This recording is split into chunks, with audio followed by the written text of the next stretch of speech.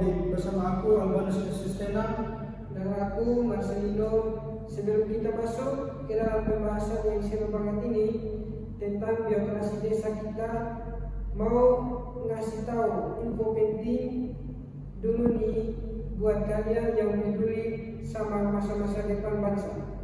Betul banget. Buat kamu yang tertarik belajar gimana kebijakan publik dibuat, gimana mengelola negara transparan, atau kepo gimana caranya agar perubahan di pemerintahanmu, gabung bersama kami di program studi administrasi publik. Di prodi administrasi publik kita nggak cuma belajar teori di kelas saja, tapi juga diajak pakai melihat fenomena sosial dan tata kelola pemerintah secara nyata. Dosen-dosennya seperti kurikulumnya adaptif dan perkembangan zaman, dan repot kerjanya luar banget. Bisa di pemerintah, NGO, BUMN, sampai sektor wisata. Jadi, tunggu apa lagi nih? Jadilah bagian dari generasi solutif, join prodi administrasi publik sekarang juga. Oke, masuk ke menu utama hari ini. Podcast kali ini dibuat khusus untuk memenuhi tugas tes mata kuliah biokrasi dan konferensi publik. Dan hari ini kita bakal mengedah sesuatu yang dekat sama kita, yaitu biokrasi tingkat desa. Ya, kita bakal zoom ke salah satu wilayah di Jawa Timur, tepatnya Kabupaten Desa Toroknan, Kecamatan Terokan, Kabupaten Kediri. Kediri ini akan terkenal dengan demikian pembangunannya yang pesan belakang ini, apalagi ada bendara baru. Wah, benar banget. Tapi di balik modernisasi itu, struktur sosial masyarakat desanya masih kental sama adat dan budaya Jawa. Nah, kalau merujuk ke buku referensi kita, Etika Biokrasi dalam Pelayanan Publik, karya Kridiwati Sanha 2010, ada banyak model biokrasi. Menurut model apa yang paling cocok menggambarkan desa Tarokan Kediri ini? Berdasarkan hasil pengamatan dan diskusi kita kemarin, model yang paling pas itu adalah model birokrasi yang optimal. Buat yang belum tahu, model ini tuh kayak perwakilan antara dua dunia. Di satu sisi biasanya pakai aturan modern legal rasional, ada komputer, ada aplikasi, ada desa, tapi di sisi lain praktik budaya terminal atau kebutuhan tradisional kepada sosok pemimpin patron itu masih kuat banget. Menarik nih, berarti biokrasi modern tapi rasanya tetap lokal dan kultural. Ya, yuk kita beda lebih dalam lagi.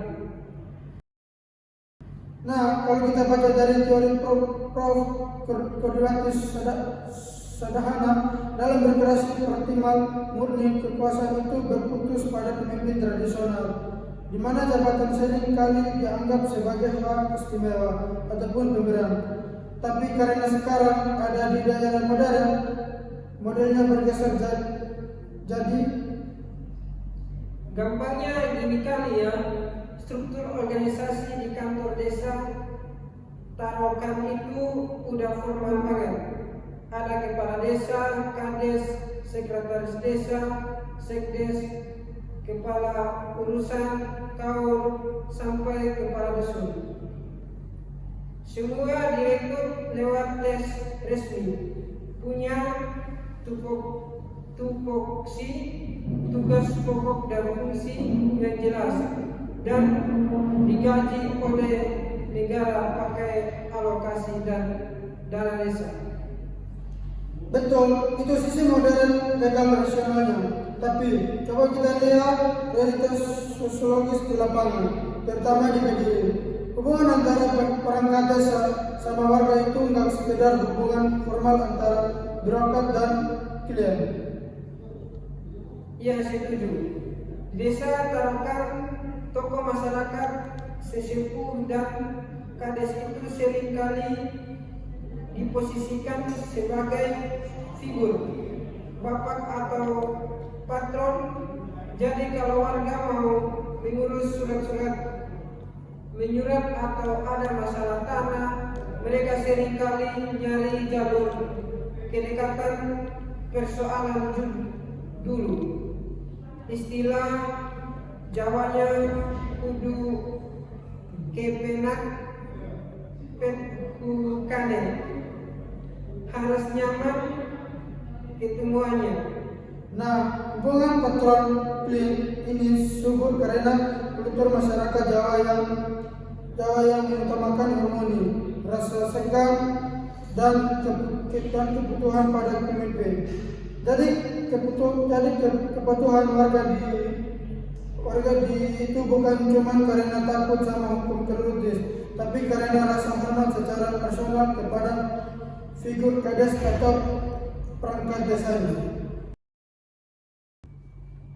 Oke, biar tidak abstrak, mari kita beda 3 pilar utama dari model yang optimal ini jika diterapkan di desa terapkan ke diri apa saja itu. Pilar pertama adalah kaburnya batas antara ranah publik dan ranah privat. Secara hukum, uang desa yang uang desa, rumah dinas yang rumah dinas, tapi dalam praktiknya ditolakkan urusan dinas desa itu sangat sering diselesaikan di ruang tamu, ruang pribadi kepala desa atau kepala dusun, bahkan di luar jam kerja resmi. Batas waktu dan tempat kerja menjadi sangat cair karena asas siap melayani warga 24 jam. Pilar kedua adalah kuatnya hubungan patron klien di desa Tarakan. Kepala desa atau tokoh masyarakat diposisikan sebagai patron pihak yang memiliki akses ke sumber daya, kekuasaan dan informasi. Sedangkan warga bertindak sebagai klien yang membutuhkan perlindungan atau bantuan dari patron. Hubungan ini bersifatnya timbal balik, kades memberikan bantuan atau kemudahan pelayanan dan warga membelakang dengan loyalitas kebutuhan atau dukungan politik saat pemilihan. Dan pilar ketiga adalah ketergantungan pada jalur informal. Prosedur formal seringkali dirasa terlalu berbelit-belit oleh warga desa. Akibatnya masyarakat lebih suka menggunakan jalur belakang seperti meminta tolong kerabat yang bekerja di balai desa atau mendekati ketua RT setempat agar urusannya bisa dibantu supaya cepat selesai. Artinya, sistem formal itu hanya menjadi panggung depan, sementara panggung belakang dan stajer yang menentukan jalan pemerintahan adalah kesepakatan personal tersebut. Ini khas banget sih ada di masyarakat komunal. Nah, sekarang kita masuk ke bagian yang paling krusial untuk tugas UTS kita, analisis kritis. Kita tidak boleh terjebak untuk mengatakan model Noe patrimonial ini 100% buruk atau sebaiknya 100% baik. Model ini punya dua sisi mata uang. Oke, mari kita lihat sisi positifnya dulu. Apa keuntungan model ini bagi masyarakat di desa Tarakan? Sisi positifnya adalah pelayanan yang fleksibel dan humanis. Bayangkan kalau birokrasinya kaku banget, ala Weber, ada warga miskin yang butuh surat pengantar berobat darurat di malam hari, tapi ditolak karena kantor desa sudah tutup. Ditolakkan karena ada watak patrimonial yang mengayomi warga. Tinggal datang ke rumah perangkat desa dan surat itu bisa langsung ditandatangan malam ini juga.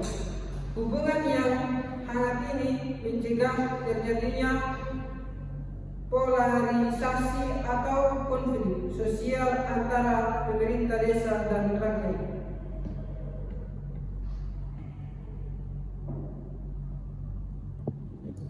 Benar, kearifan lokal seperti rembung warga juga membuat menyelesaikan masalah sosial seperti konflik air, irigasi sawah atau batas tanah bisa selesai tanpa harus bayar pengacara atau masuk pengadilan. Efisien secara sosial dan psikologis. Tapi tolong dicatat ya teman-teman, sisi negatifnya juga sangat mengerikan kalau tidak dikendalikan etika. Prof. Kridawati Satdahan dalam bukunya mewanti-wanti bahwa model neo-patrilineal adalah ladang subur bagi maladministrasi, nepotisme dan favoritisme. Iya, karena mengandalkan kedatangan profesional, orang yang punya akses jalur dalam ke perangkat desa akan selalu ditemukan. Sedangkan warga miskin yang tumpah atau kelompok minoritas yang tidak punya kedatangan dengan elit di desa berisiko termarginalkan dalam pelayanan publik maupun dalam pembagian bantuan sosial. Bukan cuma itu, aspek akuntabilitas keuangan juga jadi taruhan ketika kepala desa dianggap sebagai sosok bapak yang serba tahu dan suci. Masyarakat desa akan merasa pakue atau sungguh untuk mengkritik transparansi anggaran pendapatan dan belanja desa. Kritik dianggap sebagai tindakan tidak sopan atau durhaka kepada pemimpin akibat fungsi check and balance dan badan permusyawaratan desa. Lalu, bagaimana jalan tengahnya? Kita tidak mungkin menghapus total kultur kekeluargaan masyarakat Kediri, tapi kita juga tidak boleh membiarkan potensi nepotisme itu merusak desa. Solusinya adalah sistemsi yang beretika. Pemerintahan desa taruhkan harus menerapkan apa yang disebut dengan kombinasi adaptif. Proses administrasi yang sifatnya transaksional dan prosedural seperti pelaporan keuangan, pendataan, bantuan dan pengajuan dokumen wajib didorong ke arah digitalisasi yang transparan berbasis aplikasi atau web desa. Di ranah ini aturan hukum harus saklek dan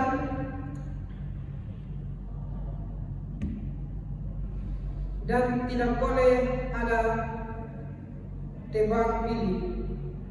Oh, paham.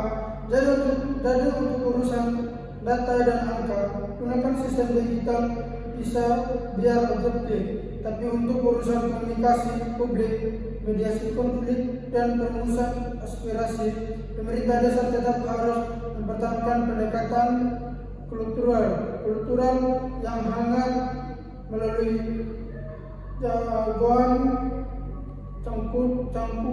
campurkan dan musyawarah dusun.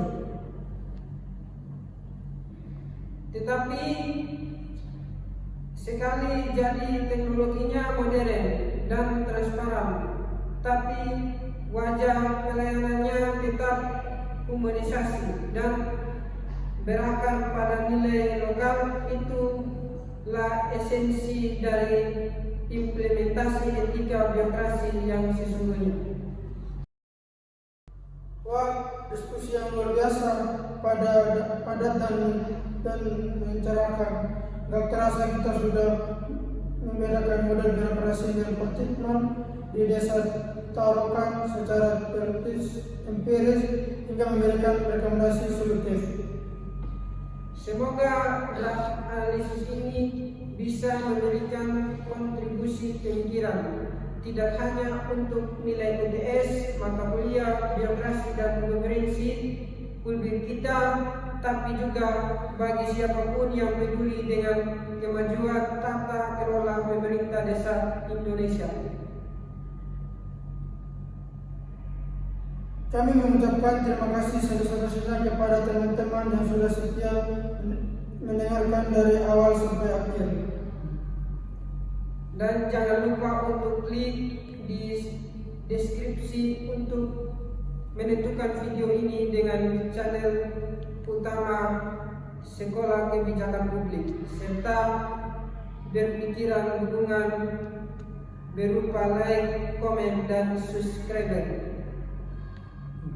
Terima kasih semuanya, tetap kritis, tetap berintegritas, dan selamat administrasi publik. Sampai jumpa.